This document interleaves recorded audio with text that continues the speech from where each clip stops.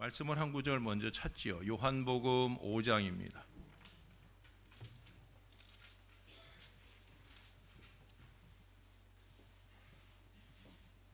요한복음 5장 14절입니다.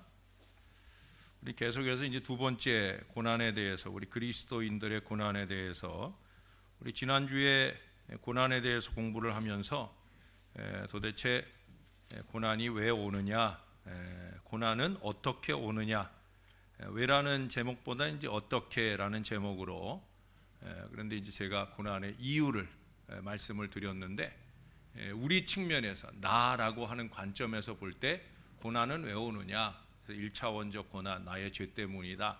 2차원적 고난, 자연재해나 또 다른 사람이 잘못해서 같이 살다 보니까, 같이 있다 보니까 만나는 고난이 있다는 거예요. 3차원적 고난은 뭐라 그랬어요? 내가 예수 믿는 믿음 때문에, 예수 안 믿으면, 또 예수를 위해서 헌신하며 살지 않으면 안 겪어도 될 고난을, 요셉 같은 경우가 이제 믿음을 지키려다 보니까 고난을 받는 3차원적 고난이라. 4차원적 고난은 뭐라 그랬어요? 주님이 이루고자 하시는 뜻, 그의 나라와 그의 의를 위해서 우리가 고난 받을 수 있다면, 예수님께서 받으신 고난도 아마 그런 의미의 고난으로 4차원적인 고난을 얘기했어요. 지난주에 말씀드렸던 고난은 내 관점에서 왜 고난이 오느냐 하는 거예요. 근데 이번에 오늘 보게 되는 제목은 그렇게 적혀 있어. 오늘은 고난은 왜 오는가? 고난은 왜? 내내 우리 입장에서 보면 이유가 될 수 있겠죠. 근데 이 이유라고 하는 거, 오늘은 하나님 관점에서 보는 거예요. 하나님 관점에서. 하나님 관점에서 우리들에게 왜 고난을 주시느냐 하는 거예요. 하나님이 왜 우리에게 고난을 주실까? 우리를 사랑한다면서, 그러면서 왜 고난을 주실까 하는 거예요. 이번 주 금요일 저녁에도 그런 말씀을 잠깐 드리는데, 하나님이 우리 분명히 사랑하시는데, 그런데도 불구하고 위험이나 적신이나 칼이냐 이런 여러 가지 고난의 이유들을 우리에게 더해 주신다는 거예요. 왜 그러느냐는 거예요. 몇 가지 꼽아보면, 첫째는 역시도 하나님 관점에서, 우리 관점에서 보나 하나님 관점에서 보나 제일 첫 번째 꼽은 것은 역시 죄 때문입니다. 우리 성경 아직 안 읽었지요? 요한복음 5장입니다. 14절. 요한복음 5장 14절. 같이 한번 읽겠습니다. 시작. 그 후에 예수께서 성전에서 그 사람을 만나 이르시되, 보라, 내가 나았으니 더 심한 것이 생기지 않게 다시는 죄를 범하지 말라 하시니. 이 사람이 38년 병자지요. 베데스다 목가에 38년 된 병자가 예수님께 나음 받았을 때 예수님께서 그 사람에게 하신 말씀이에요. 내가 나았으니 더 심한 것이 생기지 않게 다시는 죄를 범하지 말라. 이게 무슨 얘기예요? 그가 이전에 38년 동안 알았던 병보다도 더 심한 것이 있을 수 있다는 얘기인데, 아마 그러면 그건 이제 죽을 병이겠죠. 어떻든 38년을 알았어도 죽지 않고 살아 있으니까 그나마 다행이다 할 수도 있겠는데, 어떻든 그 38년 된 병이 원인이 뭐냐? 예수님 말씀에 근거해 볼 때 더 심한 것이 생기지 않게 다시는 죄를 범하지 말아라. 이 말씀으로 근거해 볼 때 결국 그가 38년 된 병을 갖게 된 이유가 뭐라는 거예요? 죄 때문이라는 거예요. 그 자신의 죄 때문에 그런 결과가 생겼다는 거죠. 자, 그 뒤에 8장을 한번 가보십시다. 8장 11절. 자, 여기서도 비슷한 말씀을 예수님이 하셔요. 자, 여러분들이 한 번만 읽어주실래요? 시작.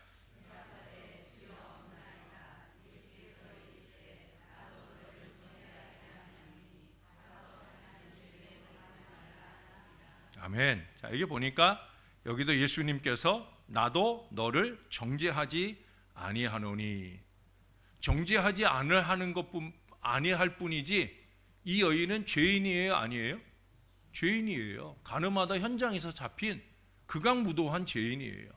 그래서 지금 많은 사람들이 끌고 와서 예수님 보는 데서 돌로 쳐 죽일 그 죄를 지은 죄인이에요. 죄인이냐 아니냐의 문제가 아니라 용서냐 아니냐.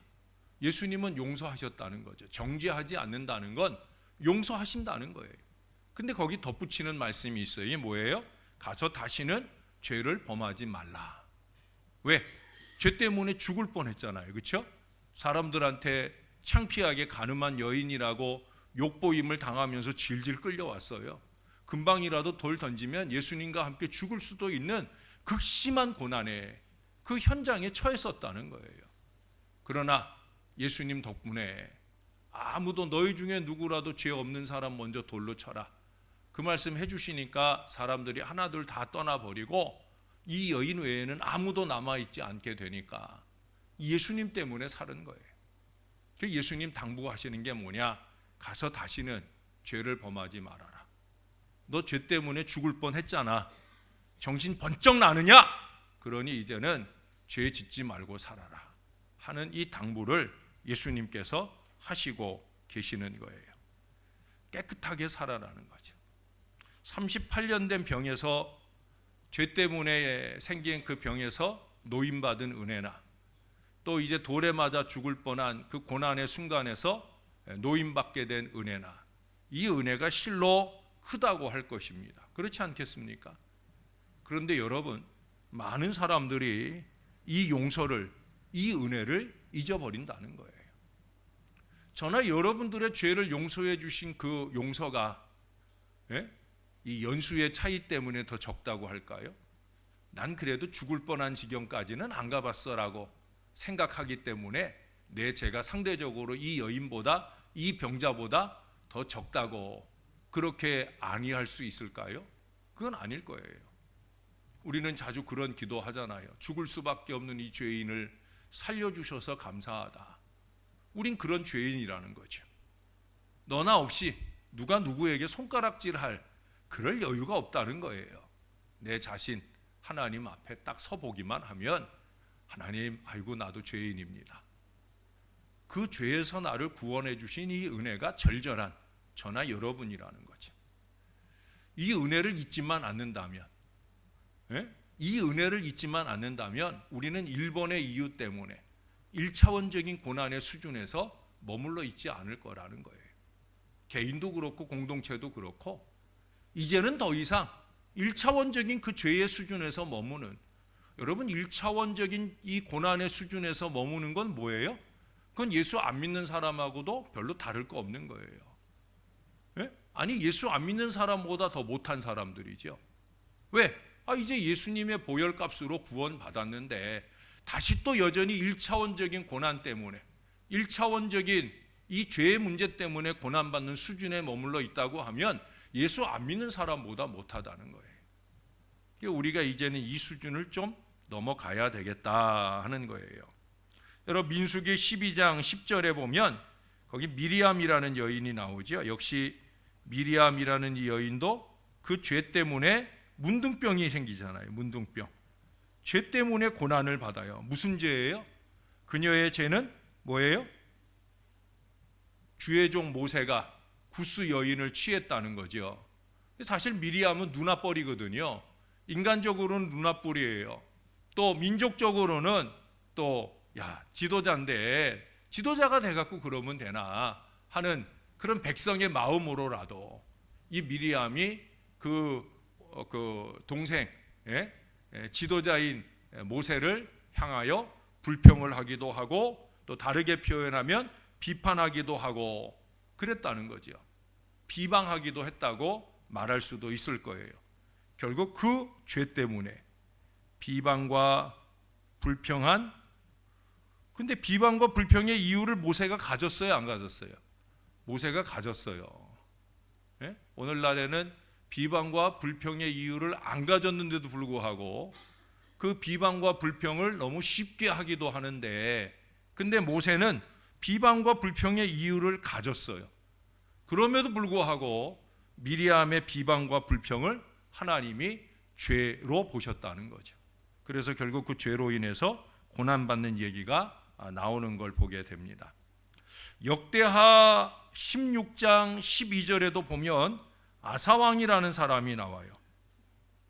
아사왕은요, 이스라엘 가운데 북왕국 이스라엘이나 남왕국 유다, 여기는 이제 아사왕은 유다 왕인데, 그러니까 왕들을 세 부분으로 하면, 다윗이나 아니면 요시야, 종교개혁했던 요시야나 히스기야, 이런 사람들을 1순위, 그래도 좀 높은 수준의 신앙 차원으로 이 사람들을 본다고 하면 그 밑에 이제 여타의 다른 왕들이 있겠죠. 이 아사는 어느 정도냐? 중간이에요, 중간. 왜 중간이냐? 젊은 날, 처음 왕이 되고 젊은 날 동안에는 하나님을 온전히 따랐어요. 그도 요시야나 히스기야 못지않게 약간의 개혁적인 신앙의 제스처가 있었어요. 근데 그러다 말았어요. 조금 변화하는 것 같다가, 조금 새로운 어떤 신앙의 모습을 찾는 듯 하다가 다시 옛날로, 다시 옛 신앙으로, 자기 선조들이 하던 대로 그렇게 옛날 모양으로 돌아가게 됩니다. 결국 하나님께서 그의 그 어리석음을 향하여서 진노하시게 되고 그는 그의 발에 병이 들게 되어집니다. 자, 자기 죄 때문에 하나님을 오로지 따르던 그 마음을 바꾸고 자기 멋대로 사는 그 어리석음으로 인해 하나님께서 그를 치셨다는 거예요. 그래서 그 발에 병이 났어요. 그러면 정신 차려야 돼요, 안 차려야 돼요? 정신 차려야 돼요, 안 차려야 돼요? 여러분들 안 차려봐서 모르는구나. 정신 차려야 되는 거예요. 근데 이 죄버릇이라고 하는 게 참 무서워요. 정신 못 차려요. 이 아사왕 정신 못 차렸어요. 결국 그는 뭐 때문에 죽느냐? 자기 발에 든 그 병 때문에 결국 죽고 만다는 거예요. 죽을 때까지 정신을 못 차린 거죠. 내 죄로 인한 징계의 고난이 나의 마지막이 될 수도 있다. 여러분, 우리는 아사에게서 이 교훈을 받아야 돼요. 내 죄로 인한 징계의 고난이 마지막이 될 수도 있다. 하나님이 계속 기회를 줬는데, 사인을 줬는데 그 사인을 제대로 받고 그 사인에 맞춰서 변화의 역사를 이뤄가지 않는다면, 개인이든 공동체든 마찬가지예요. 그러면 그것이 마지막이 될 수도 있다라는 두려움을 우리가 가질 수 있어야 된다는 거예요. 그 두려움이 필요한 이유는 뭐예요? 변하기 위해서, 1차원적인 수준의 고난에서 이제는 좀 벗어나기 위해서 우리가 좀 변해야 된다는 거죠. 우리 주님이 원하는 바대로의 돌이키는 역사가 있어야 된다는 거예요. 자, 두 번째, 하나님 관점에서 고난은 왜 우리에게 주어지는가 하는 거예요. 자, 말씀을 찾아보면 조금 더 빠른 이해가 될 것 같아요. 요한복음 9장입니다. 바로 그 다음 장이네요. 그래서 제가 앞에 구약들을 찾지 않았는데 9장 2절 3절입니다. 제가 2절을 읽을게요. 여러분들이 3절을 읽어주세요. 제자들이 물어 이르되 랍비여, 이 사람이 맹인으로 난 것이 누구의 죄로 인함이니까? 자기니까 그의 부모니까?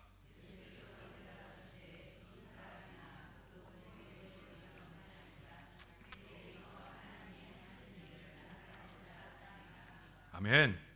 제자들의 질문부터가 벌써 멍청해요. 왜 멍청해요? 이 유대교가 윤회 사상을 믿는 종교가 아니잖아요, 그렇죠? 근데 이 사람이 나면서 소경된 것이, 그것이 누구의 죄로 인함이니까 거기까지만 물었으면 되는데, 자기 때문, 자기니까 그의 부모니까.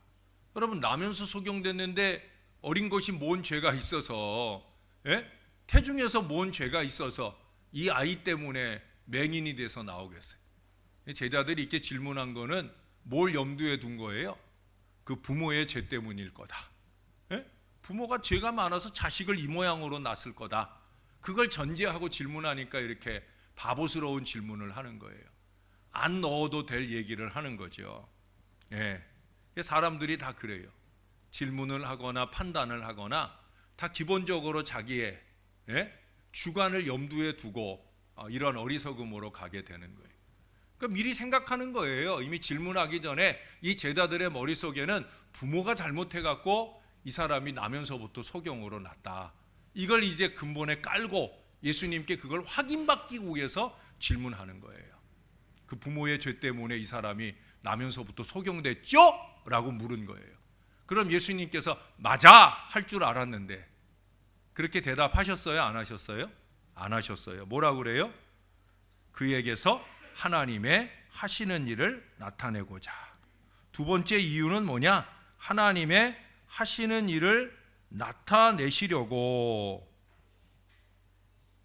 고난받는 사람 입장에서는 좀 억울할 수는 있는데, 그런데 하나님께서 하나님의 하시는 이 일을 나타내시려고 그렇게 하시기도 하신다라고 하는 거예요. 어떤 사람이 아플 때 그를 판단하여 이번에 그가 무슨 죄를 지었는가, 우리가 함부로 이렇게 말하면 안 된다는 거예요. 예? 누가 아프다고 해서 그 아픈 것이 꼭 그의 죄 때문에 병이 생긴, 그런 여러 가지 이유 가운데 한 가지 이유는 되지만 항상 그런 이유는 아니라는 거예요. 우리가 병들었을 때 우리 스스로 하나님 앞에 내가 혹시 뭐 잘못한 건 없는가, 이걸 돌아보는 일들은 필요합니다. 그러나 항상 모든 병이 나의 죄 때문이다라고, 또 그 사람의 병이 그의 죄 때문이다라고 미리 생각하지 말라는 의미에서 오늘 이 예를 우리 예수님께서 친히 우리들에게 보여주고 계시다는 거예요. 주님께서는 그와 함께 더욱더 친교를 맺으시려고 그를 아프게 하신 것이다. 그를 치료하고 그를 자기 사람으로 만들고 그로 하여금 예수를 전파하는 그런 사람, 하나님의 하시는 일을 나타내시려고, 다시 말해서 하나님의 도구로 사용하시려고 때때로 고난을 주시기도 하신다는 거예요. 나의 고난을 통해 하나님의 일을 보일 수 있음, 여러분 그것이 우리들에게 영광이 될 수 있지 않겠습니까? 이 부족한 인생이 다행스럽게도 내 죄 때문에 내가 고난받는 게 아니라 하나님의 하시는 일을 나타내 볼 수 있는 그런 과정으로서의 고난, 결국 그로 통하여 하나님께 영광 돌릴 수 있는 자리에 나간다고 하면 얼마나 감사한 일이겠습니까? 어떤 사람이 그 집에서 그 양을 키우고 있었는데 이 양이 그만 이 주인의 품을 떠나서 혼자 돌아다니다가 그 근처에 있는 가시덤불 사이에 그만 양이 걸렸어요. 그 가시덤불에 양이 털이 걸리면 이 털이 막 꼬여 있잖아요, 그렇죠? 그러니까 그냥 거기서 털이 엉키고 가시하고 같이 덤불하고 엉키고 설켜가지고 이 양이 나오질 못한 채 가시에 막 찔리면서 매매 하고 난리가 났어요. 그 소리를 듣고서야 이제 주인이 깨닫고 얼른 가가지고 그 가시덤불 사이에서 양을 간신히 구출해 냅니다. 그리고 그 다음날 이 주인이 뭘 하겠어요? 그 양을 괴롭힌 가시덤불을 치우러 가야 될 거 아니에요. 다시 또 양들이 그렇게 혼자 나갔더라도 가시덤불에 걸려서 고통받지 않게 하려고, 그래서 그 가시덤불을 제거하려고 주인이 나갔어요. 근데 주인이 가시덤불 가까이 갔을 때 그때 여러 마리의 새들이 와가지고 그 가시덤불 사이에 걸려있는 이 양의 그 털들을 거기서 입으로 뽑아가지고 그러고 날아가더라는 거예요. 어디로 날아가는가 보니까 어디로 날아갔겠어요? 자기 둥지로 가가지고 거기에 그 둥지에 집을 짓는데 제일 위에 보드라운, 이제 곧 자기의 알을 낳고 새끼들이 자랄 그 자리를 만들어 가는데 그 가시덤불에 걸려있는 양의 털을 갖다가 막 쓰더라는 거예요. 그래서 이 농부가 무릎을 치면서 깨달았다는 거예요. 때때로 우리가 만나는 고난이, 그 고난이 저렇게 누군가에게 도움을 줄 수 있는 방편도 되게 하시는 게 우리 하나님이시구나라는 걸 알게 되었다는 거예요.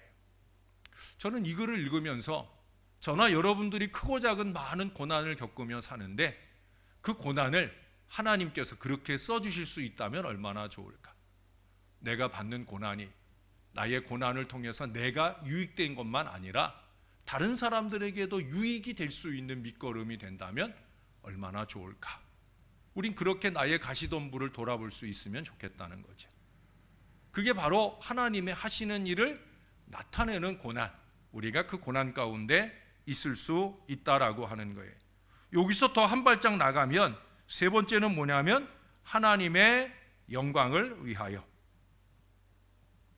이미 제가 두 번째 마지막에서 결론을 낸 것처럼 하나님의 하시는 일을 나타낼 뿐만 아니라 하나님의 하시는 일을 나타냄으로 통하여 하나님께 영광을 돌리도록, 하나님께 영광을 돌리도록. 이번 주일 오후 예배 때도 제가 하도 설교 준비를 많이 해놔가지고 우리가 그런 내용들을 우리가 그 본문 말씀 이외에서 찾아볼 수가 있는데 바로 그건 거예요. 우리의 고난이든 우리의 감사이든 우리의 무엇이든 최종 결론은 언제나 제가 여러분들에게 말씀드리는 것처럼 하나님의 영광을 위하여. 역시 또 요한복음을 보겠습니다. 11장으로 갈까요? 11장에 가면 나사로 얘기가 나오잖아요. 나사로가 아픈 것부터 한번 보겠습니다. 11장 4절에 보십시다. 11장 4절. 자, 여러분이 한번 읽어 주실래요? 시작.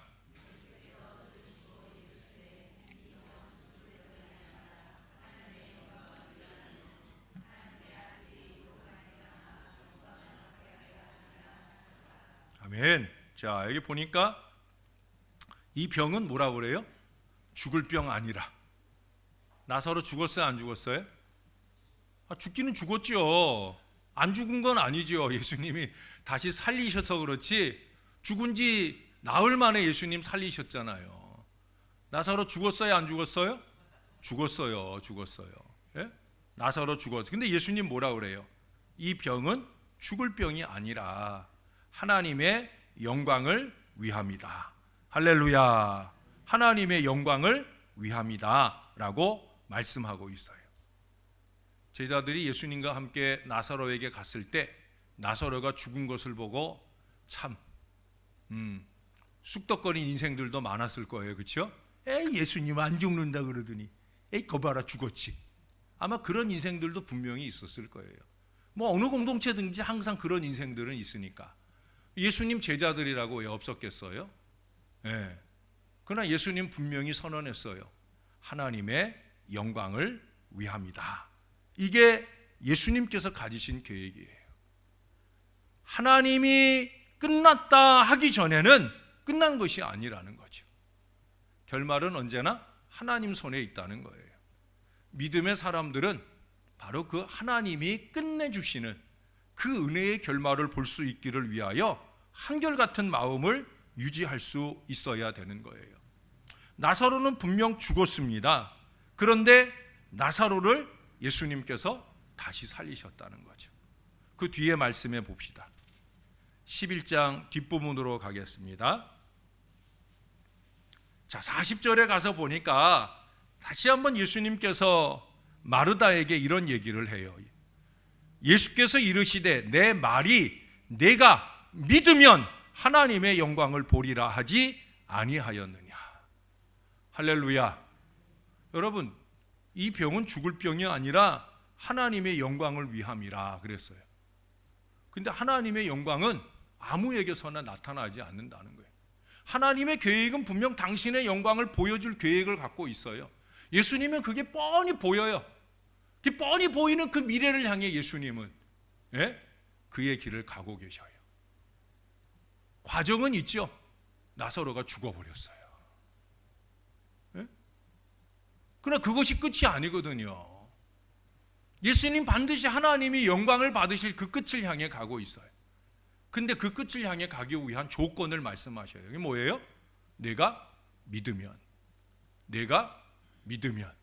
자, 옆 사람에게 한번 얘기해 줘 보세요. 내가 믿으면. 옆에 어른이 앉아 있는데 내가 믿으면 그러면 어떻게 해요? 권사님이 믿으신다면 이렇게 얘기해야지. 내가 그러라고 그랬다고 똑같이 어른한테 대고 내가 믿으면 얼마나 기분 나빠요. 또 목사 말에 또 순종하려고 그랬다고 또 그러고 싶죠. 그래, 어떻든 우리가 믿으면 하나님의 영광을 보는 거예요. 문제는 믿음이 없어서 그렇다는 거죠. 한결같은 믿음을 가지면 하나님의 영광을 반드시 본다니까요. 목회를 하면서 제일 안타깝고 답답한 게 그거예요. 네, 믿음이 없다는 거죠. 목사도 믿음이 없고 교인들도 믿음이 없고, 그러니 하나님의 영광의 미래가 뻔히 보이는데 그 미래를 보지 못하는 거예요. 하나님 분명 하나님의 영광을 드러내려고 우리로 하여금 이 일을 시작하게 하시는데 그 영광의 미래를 가지 못해요. 왜? 믿음이 없어서. 여러분, 그 뒤에 41절 42절을 보십시다. 돌을 옮겨 놓으니 예수께서 눈을 들어 우러러 보시고 이르시되 아버지여 내 말을 들으신 것을 감사하나이다. 항상 내 말을 들으시는 줄을 내가 알았나이다.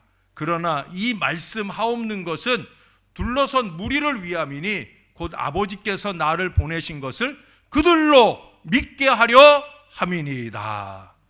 할렐루야. 믿음의 유익을 위해서 주님이 이 일을 준비하고 계셔요.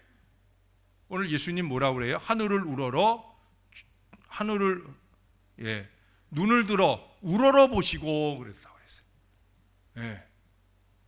기도의 무릎으로 하늘을 볼 수 있는 사람이라면 그의 입에서 나오는 것은 절대 불평이나 원망이 아니에요. 그건 믿음이 아니거든요. 예수님이 우리에게 보여주는 믿음은 뭐예요? 하나님의 영광을 볼 예수님이 보여주는 믿음은 뭐예요? 감사예요. 감사. 내 말을 들으신 것을 감사합니다. 아버지가 영광을 받으시고 또 거기에 더하여서 아들도 영광을 받게 하시려고 하신 것을 감사한다고. 결국 그로 통하여 뭐예요?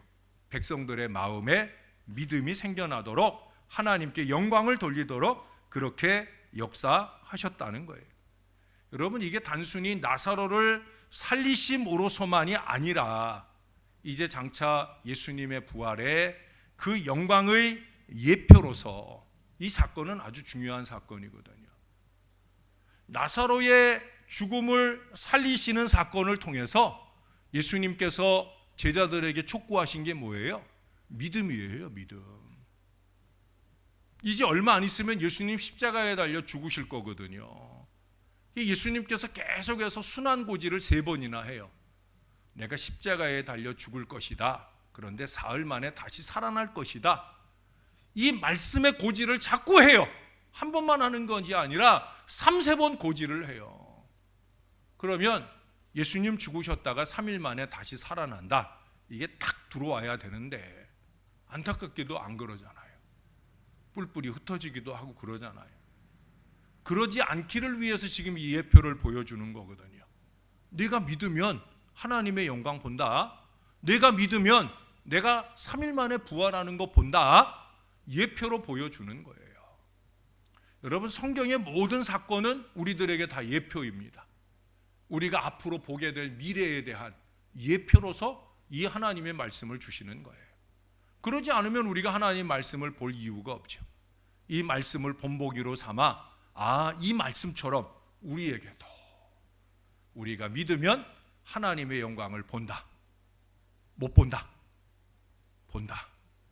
하는 이 예표를 여러분의 마음속에도 새기실 수 있게 되기를 바랍니다. 우리에게 어떤 시험이 닥치든지 이 일로 인하여 하나님을 기쁘시게 할 수 있다면 나는 기꺼이 이 고난 가운데서도 행복하다. 이 태도를 지켜야 된다는 거예요. 하나님께서 결론 맺어주실 때를 기대하면서 그 결론이 하나님께 영광되기를 바라는 그 마음을 놓지 말고 고난 중에 기뻐할 수 있어야 된다. 그게 이제 40절부터 42절의 결론으로 우리가 살펴볼 수 있는 내용이라는 거예요. 자, 이제 죄송합니다. 4번째, 고난받는 이유. 4번째, 5번째 빨리 갈게요. 4번째, 고난받는 이유. 하나님께서 허락, 용인 하신 사탄의 역사로 고난을 받아요. 하나님이 주신 고난은 아니에요. 사탄이 주는 고난이에요.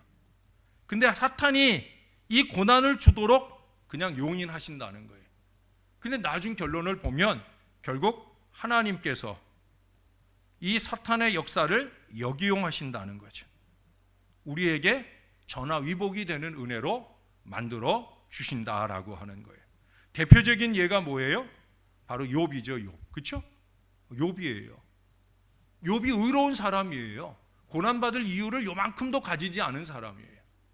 그 자식들이 잔치를 하고 나면 죄를 지었을까 봐 그래서 그 자식들의 명수대로 하나님 앞에 제물 삼아 드리는 정말 순전한 사람이에요. 근데 욥이 사단의 시기를 받아가지고 하나님이 잘해주시니까 그렇죠. 이러니까 그렇죠. 그러면서 사단이 괴계를 할 때 어디 한번 네 맘대로 해봐라 하고 하나님께서 용인을 하시는 거예요. 그러나 잘 아시는 대로 결국은 욥이 믿음을 지키고 그 믿음을 통해서 갑절의 영광을 누리게 된다는 걸 우리가 기억해야 합니다. 복음서에도 이런 예는 여러 번 나와요. 우리 몇 군데 찾아볼게요. 마가복음 5장입니다. 마가복음 5장. 빨리빨리 보겠습니다. 마가복음 5장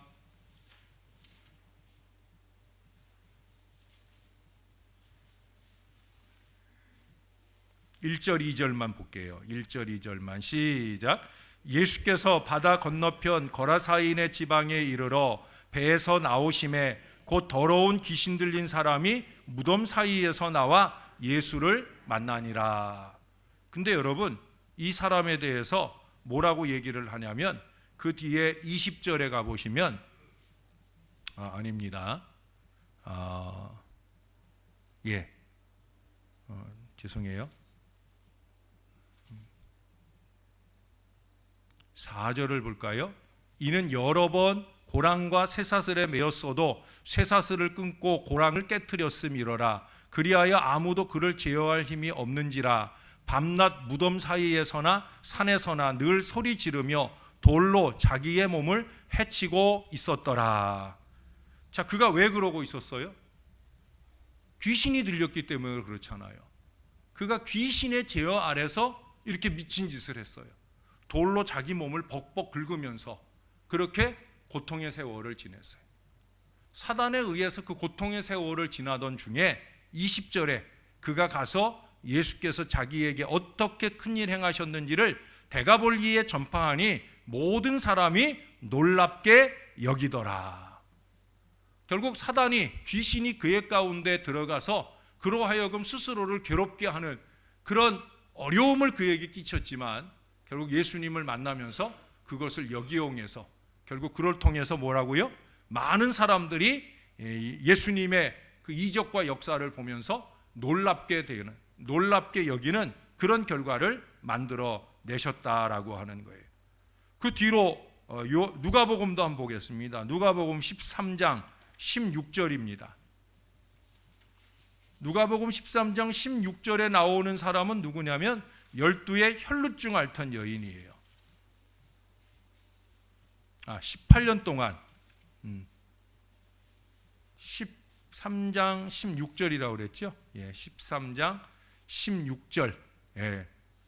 혈루증인 줄 알았더니 그게 아니라 거기 11절에 보시면 18해 동안이나 귀신 들려 앉으며 꼬부라져 조금도 펴지 못하는 한 여자가 있더라. 꼬부라진 채 18년 동안 귀신 들려 고통받는 여인이 있었다는 거예요. 16절에 보시면 그러면 18해 동안 사탄에게 매임받은 이 아브라함의 딸을 안식일에 이 매임에서 푸는 것이 합당하지 아니하냐. 결국 안식일에 그 당시 사람들은 안식일에도 병 고치는 거 하면 안 되는데 예수님은 그녀를 병 고침에서 사단의 사슬에서 놓이게 하셨다는 거예요. 왜 그랬겠어요? 안식일이 결국 자유하게 하는 날이니까. 그러면서 17절에 그러잖아요. 예수께서 이 말씀을 하심에 모든 반대하는 자들은 부끄러워하고 온 무리는 그가 하시는 모든 영광스러운 일을 기뻐하니라. 할렐루야. 모든 사람들 앞에 사단에 매임받은 18년 동안 사단에 매여서 고통받던 그녀의 그 사슬을 풀어줌으로 하여 모든 사람들이 그 영광스러운 일을 기뻐하게 하는 역사로 전화위복의 결과를 만드셨다라고 하는 거예요. 그 뒤에 사도행전 10장 38절에는 예수님께서 이 베드로가 고넬료의 집에서 하는 설교 가운데 예수님께서 귀신 들린 많은 사람들을 놓이게 해주셨다는 그 얘기를 인용을 하면서, 설교에 인용을 하면서 말씀하는 걸 보게 되어집니다. 예수님은 그렇게 저와 여러분들이 우리로 하여금 그 모든 사단의 결박을 끊어내고 자유하게 하시는 하나님의 은혜를 우리에게 베풀어 주시는 줄을 우리가 믿어야 된다는 거예요. 다시금 지난주일에도 말씀드린 것처럼 저주의 결박을 스스로 옭아매면서 저주의 결박 아래 들어가는 어리석은 인생을 살면 안 된다는 거예요. 예? 예수님께서 풀어주신 결박을 끊어내고 이제는 주님이 원하는 축복의 통로로서의 계보를 이어가는 일에 저나 여러분들이 쓰임 받아야 된다는 거예요. 자, 마지막 5번째 한 가지만 더 보겠습니다. 그것은 훈련 또는 교육을 위한 징계가 있다는 거예요. 히브리서 12장으로 가봅니다. 히브리서 12장 말씀은 우리가 다음 주에도 한 번 더 보게 될 거예요. 마지막 공부를 하면서 히브리서 12장 5절만 이 시간 읽죠. 5절만 먼저 보겠습니다. 5절 시작. 또 아들들에게 권하는 것 같이 너희에게 권면하신 말씀도 잊었도다. 일러스되 내 아들아 주의 징계하심을 경히 여기지 말며 그에게 꾸지람을 받을 때에 낙심하지 말라. 그러면서 하는 얘기가 뭐냐면 부모가 자식을 징계할 때가 있다는 거죠. 자식이 잘못하는데 잘못하는 대로 하도록 내버려 두는 부모가 없다는 거예요. 하나님도 마찬가지라는 거예요. 하나님 아버지도 우리가 잘못할 때 우리로 하여금 바른 길 가게 하려고 때때로 징계를 주신다 하는 거예요. 그게 바로 오늘 5번째 이유입니다. 우리를 교육하시고 우리를 훈련하기 위해서. 부모는 자녀가 현명하게 선택한 것을 기쁘게 받아들이죠.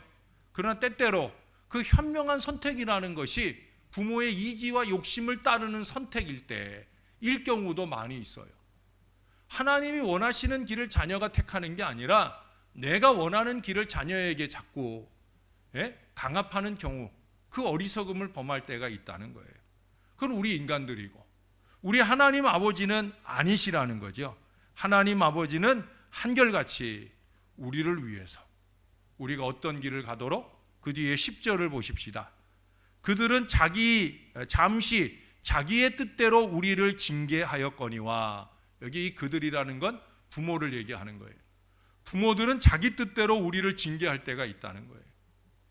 자기 생각에 옳은 대로 자기 기준으로 우리를 잘못 가르칠 때가 있다는 거예요.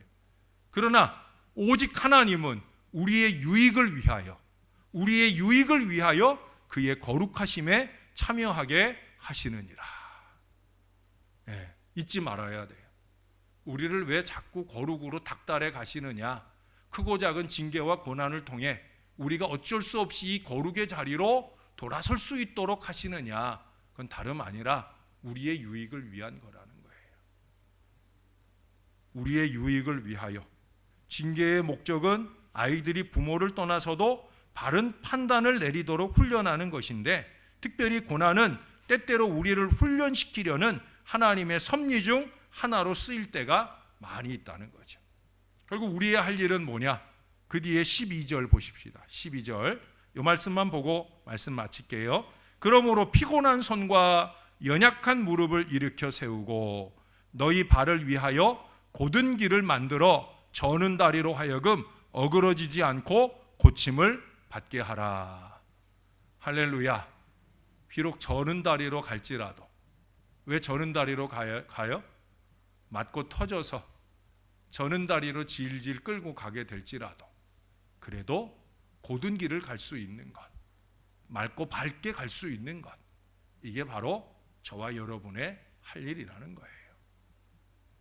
여러분들도 부모 입장에서 자식에게 회초리를 들고 그 자식을 때릴 때 여러분 기분이 찢어지게 좋으셨어요?